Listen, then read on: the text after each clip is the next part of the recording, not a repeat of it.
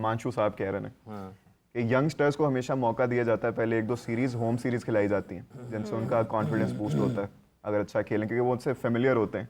आपने young team को New Zealand tour में भेज दिया, वो वहाँ पे फ्लॉप होंगे, फिर बाबर रिजवान आ जाएंगे। Do you agree? ये बात यह है कि एक हद तक ये सवाल ठीक है कि आप उनको अच्छे और मुनासिब जगह पर मौका देते हैं। हाफिज साहब कतई कलामी की माजूर चाहती हूँ, एक कॉलर कॉल भी है। ले लें। अस्सलाम वालेकुम जी, कौन बात कर रहे हैं, कहाँ से बात कर रहे हैं? आमिर अकमल बात कर रहा हूँ पेशावर से। जी जी फरमाइए।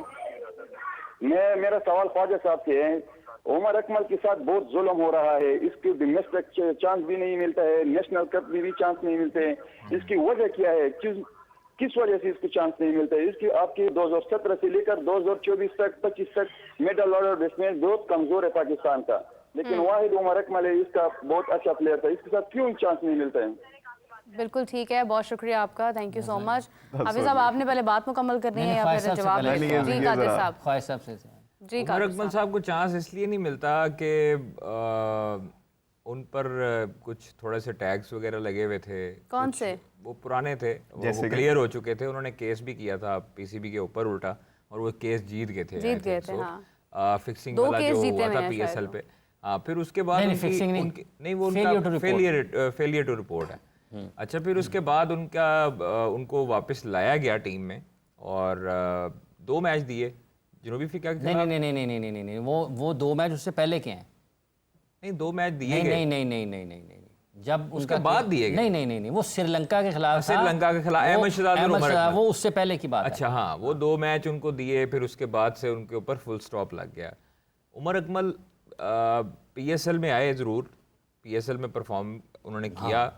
और अच्छा उन्होंने बैटिंग की, लेकिन अब वो मेरा नहीं ख्याल कि अब प्लान का हिस्सा हो सकते हैं। क्यों? अगर हाँ, एक तरफ हो भी सकते हैं, अगर शादाब खान आ सकते हैं। सवाल है नहीं, मोहम्मद आमिर आ सकते हैं। नहीं, अगर बात नहीं, मैं इसलिए कह रही हूँ कि अगर बात इल्जामात की है, अगर बात एलिगेशंस की है, तो मोहम्मद आमिर के ऊपर भी थे। जरूरत के वक्त तो हम उनको भी टीम में ले आए। एलिगेशंस की बात नहीं, वो क्लियर है उसमें, उस हाँ, चीज में और उनके तो हैं भी क्लियर। इनका बेसिक मसला ये है कि पीसीबी कहता है एटीट्यूड प्रॉब्लम है, फिटनेस प्रॉब्लम है। कहता भी कौन है? ठीक है, हाँ वही चीजें।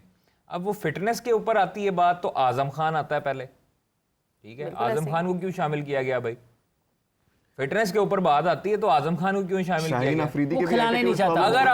अगर आपको एटीट्यूड की बात आती है तो फिर आपकी टीम में जो अभी जो स्यापे पड़े हुए हैं, हाँ, क्या वो एटीट्यूड प्रॉब्लम नहीं है प्लेयर्स की? तरफ से? शाहीन की नहीं, एक दूसरे के साथ शाहीन की नहीं, किसी की भी XYZ किसी भी प्लेयर की उठा के देख लें, मैं इनफरादी तौर पे नहीं लेता। जरा हॉट है ना, किसी का भी ले लो। इसका जिम्मेदार भी पाकिस्तान क्रिकेट बोर्ड है। यस, कोई और नहीं है। अगर आपने उमर अकमल को बता दिया होता, क्लियर कर दें उसे, या तो आप क्लियर भी नहीं करते, आप एनओसीज रोक लेते हैं।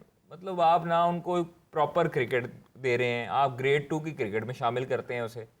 एक साबिक इंटरनेशनल प्लेयर है आपका, जिसको आप ग्रेड 2 की क्रिकेट दे रहे हैं। मतलब आप वो आती है जब ये ट्रॉफी, तो आप उसमें सेकंड 11 में शामिल कर लेते हैं। ये चीजें आपकी मैटर करती हैं। रजा अली डार सेंट्रल पंजाब के कप्तान थे। मैंने अपनी कानों से सुना है, एक प्रोग्राम में सलमान भट्ट साहब, मैं और रजा अली डार थे। उसने कहा जी ऊपर से पर्ची आती थी, इन्होंने नहीं खिलाना, उमर अकमल को नहीं खिलाना। उसने रिकॉर्ड पर कहा हुआ, ये कोई बंद कमरे में नहीं है, उसने ऑन रिकॉर्ड, उसने लाइव प्रोग्राम में ये बात की हुई। तो ये पाकिस्तान क्रिकेट बोर्ड, जो उनका सवाल है पेशावर से उन्होंने किया, पाकिस्तान क्रिकेट बोर्ड उनको खिलाना नहीं चाहता। और अब जो सिलेक्शन गुज़िश्ता 2-3 वर्षों में हुए, इसके बाद पाकिस्तान का हर शख्स ये कह सकता है कि यार तुझे मैंने पाकिस्तान टीम क्यों नहीं पाते। ठीक है, अब आगे हिमांशु का सवाल। बिल्कुल सही बात है, ये सवाल है। जैसे कादिर साहब ने कहा, अगर फिटनेस है तो फिर आजम खान है, और अगर आप शादाब खान कैसे आ गए। पाकिस्तान का मसला जो आपने बयान किया कि बिल्कुल ये एक चीज़ है कि अगर आप अपने नौजवान खिलाड़ियों को मौका देना चाहते हैं तो आप कोशिश ये करते हैं कि उनको उनके हिसाब से, जब उनका करियर का, तो आप थोड़ा सा यहाँ पर वो मुवाफिक हालात हों, जहाँ पर वो आदी हों खेलने के, उस जगह पर दें। लेकिन जब आपने इंटरनेशनल क्रिकेट खेल ली है ना, तो फिर आपको हर तरह के हालात में तैयार होना चाहिए कि आपको कहीं भी मौका मिल सकता है। अब अगर फ़र्ज़ कर लें आपकी होम सीरीज़ ही नहीं है उतनी ज़्यादा, आपने अवे ही खेलनी है ज़्यादा, तो फिर आप इंतज़ार तो नहीं कर सकते यार ये बड़ा बास ला गया था, बड़ी अच्छी फॉर्म में, लेकिन अगले साल आएगी टीम तो फिर उसको मौका दिया जाएगा। सो आपको हर तरह की क्रिकेट के लिए, हर तरह की कंडीशंस में खेलने के लिए तैयार रहना चाहिए। पाकिस्तान की ये वाली जो टीम जो उन्होंने मुंतखब की है, ये उस काम के लिए तैयार नहीं है जिस काम के लिए उनको भेज दिया अगर किसी भी यंगस्टर ने नेशनल टीम के लिए खेलना हो, अपने मुल्क के लिए खेलना, तो इतना तो वर्दी होना पड़ेगा ना कि जहाँ भी आप ये खेलना थोड़ा है, खेल नहीं सको है न्यूजीलैंड जा रहा हूँ, नहीं मुझे उधर ना खिलाएं, आप। मुझे कजाफी में किसी खिलाना और, ये नहीं हो सकता। आपको हर जगह पर खेलना है और क्रिकेट नाम ही इस चीज़ का है। बिल्कुल। आप वर्ल्ड क्लास तब बनते हैं जब आप दुनिया के तमाम ममालिक के खिलाफ रन्स करते हैं या आउट करते हैं हर जगह में। ये नहीं है कि आप एक ख़ास कंफर्ट जोन बना लो, उसमें आप बना उसी में लें, बैठे रहो। फिर आपका नाम भी उतना ही क्या होता है, आपको लोग उतना ही करते हैं। अभी देखें ना, अभी इंडिया जीता है, 10 मैचेस 9 खेले अपने मुल्क में, 1 हारे, US वेस्ट इंडीज़ गए, कोई मैच नहीं हारे, चैंपियंस ट्रॉफी के लिए UAE में आए, कोई मैच नहीं हारे, जीत के।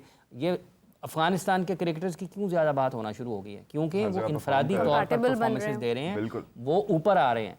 तो जब आप अच्छा खेलेंगे आपका नाम होगा।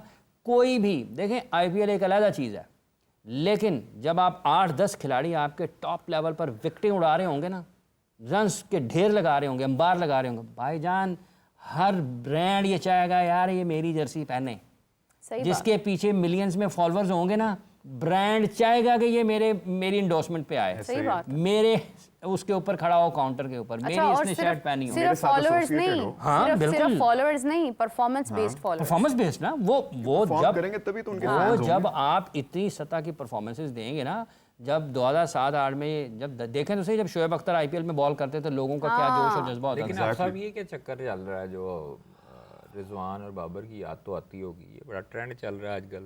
किसने चलाया? ये ट्रेंड तो चलते रहते हैं। किसने चलाया? आती है याद, जिन्होंने आती उन्होंने कोई ठीक है, ਤੁਸੀਂ ਉਹਨਾਂ ਦੇ ਘਰ ਦੇ ਬਾਹਰ ਜਾ ਕੇ ਬਈਓ ਖੈਮੇ ਲਾ ਲਓ, ਉਹਨਾਂ कुछ ਤੁਹਾਨੂੰ याद कर रहे थे। नहीं, एक मैंने पोस्ट देखी थी, उसमें लिखा हुआ था कि इस परफॉर्मेंस को देखने के बाद बनता है कि बाबर और रिजवान को कॉल की जाए और उनको बोला जाए कि ताड़ी हले भी ज़रूरत नहीं है।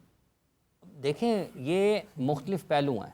ये जैसे पाकिस्तान में ये रुझानात हैं ना, देखें याद अच्छी, उन्होंने पाकिस्तान के लिए परफॉर्मेंसेस दी हैं। बाबर के साथ जो हो रहा है ये नहीं होना चाहिए, अनफॉर्चुनेट है। ठीक है। रिजवान की भी बड़ी परफॉर्मेंसेस हैं।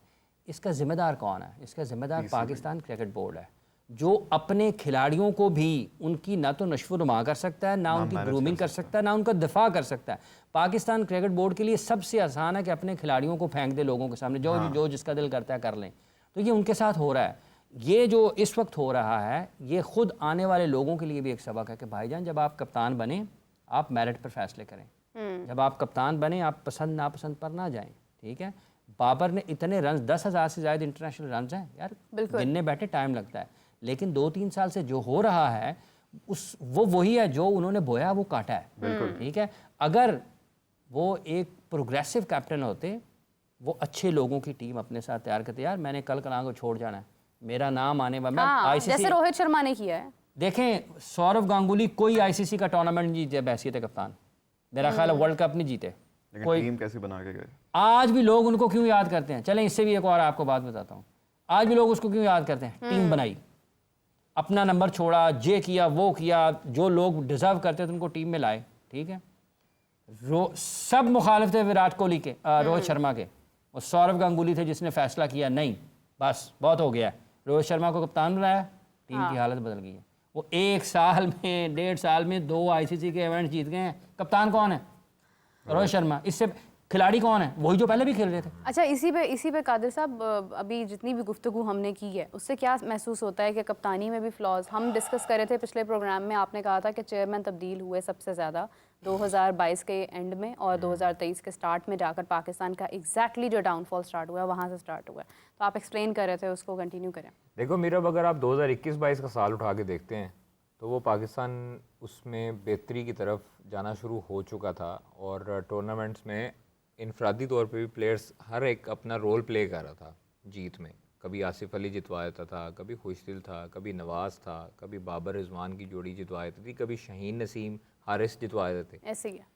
आपकी तब तक टीम एक रही जब तक रमीज़ राजा ने सबके कानों में मैल नहीं आने दी और ये कहा है कि बाबर ही कप्तान है, कोई सोचे भी ना, ठीक है। क्योंकि उनकी कई मरतबा ऐसे प्रेस कॉन्फ्रेंसेस में ये भी आया बयानात कि बाबर के अलावा तो मैं कुछ सोचते ही नहीं। इट मीन्स कि ये क्लियर एंड शॉर्ट मैसेज है सब प्लेयर्स के लिए कि भाई कप्तानी का नहीं सोचना। उसके बाद रमीज़ राजा जाते हैं, उनको फौरी तौर पे घर भेजा जाता है, टेन्योर चेंज होता है, केयर टेकिंग गवर्नमेंट आती है, नजम सेठी साहब को सुबह सलमान नसीर और उस्मान वाला सब फूलों के पत्तियां पेश कर रहे होते हैं, हम लोग भी वहाँ पर सलूट कर रहे होते हैं, सलूट भी कर रहे होते हैं। नहीं वो वैसे फूल भी उसको पेश कर पहले रहे भी होते उन्होंने मैसेज कर रहे होंगे हैं। रात को बॉस वेलकम बॉस, वो फूल पेश कर रहे होंगे। फिर 3-4 महीने 4-5 महीने 6 महीने गुजरते हैं, फिर चेयरमैन चेंज होते हैं, फिर वही लोग फूल पेश कर रहे होते हैं किसी और ज़का अशरफ साहब बॉस। हाँ जी, ज़का अशरफ को सानू पता सी ज़का अशरफ आते हैं, वो क्रिकेट के साथ साथ साडा भी बेड़ा गर्क करने की कोशिश करते हैं। आपका तो वैसे बहुत ही हाँ, हुनर है ना। क्योंकि हम लोग बताते थे कि उनका बेटा इन्वॉल्वमेंट करता है अंदर। हाँ उनका बेटा अंदर शुगर मिल के DCN अंदर कर रहा होता है, सारे शुगर मिल्स के लोग वहाँ पर आ रहे होते हैं। तो ये चीज़ें जब हम एक्सपोज कर रहे थे तब हम भी बुरे थे, और उनके साथ साथ वो लोग उनके मशीर थे जिनको घर दूसरी दफ़ा सालन नहीं मिलता था। वो लोग क्रिकेट पे बता रहे थे कि इसको ऐसे करना है, इसको ऐसे करना है, बाबर के मुतालिक ये करना है, प्लान बना। सलमान नसीर की बाबर के साथ कन्वर्सेशन लीक होती है, आपके उससे पहले कुछ फ्रेंचाइजेस वाले और कुछ PCB के लोग कुछ लोगों के दिमाग में डालते हैं कि आप कप्तान हैं, आप कप्तान हैं, आप कप्तान हैं। 3 बंदों को दिमाग में डाल दिया, बाबर के ख़िलाफ़ कर दिया। उन 3 को किया जो बाबर के सबसे क्लोज लोग थे, यानी वो तोड़ दिया ना, कॉम्बिनेशन तोड़ दिया। कॉम्बिनेशन तोड़ा। असल दुश्मन तो वो लोग हैं जिन्होंने ये पाकिस्तान टीम को तोड़ा, जिन्होंने इत्तेहाद तोड़ा ना, वो लोग तो कामयाब हो गए। अब जब मुट्ठी ऐसे खुली है उसके बाद सब कुछ एक्सपोज होना शुरू हो गया। एशिया कप में ड्रेसिंग रूम की लड़ाइयाँ आ गई, फिर उसके बाद में वर्ल्ड कप आ गया, वर्ल्ड कप में बाबर को हटाया दौरान वर्ल्ड कप ही, फिर उसके बाद मैसेज तो पहुंचा दिया गया, उनके एक मीडिया मैनेजर को भी हटाया था दौरान वर्ल्ड कप, आपको याद होगा, एहसन इफ्तिखार को।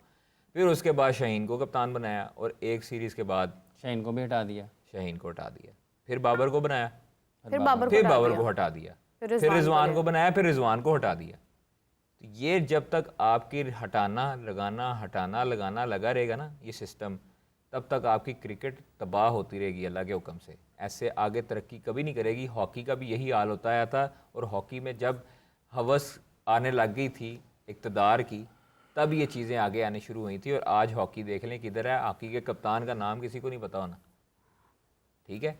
तो ये चीज़ें आगे क्रिकेट में भी जाएंगी अगर मोहसिन नकवी साहब और उनके लोग ये काम अच्छे सिमत में नहीं लेके जाते, जो कि दिखाई नहीं दे रहा।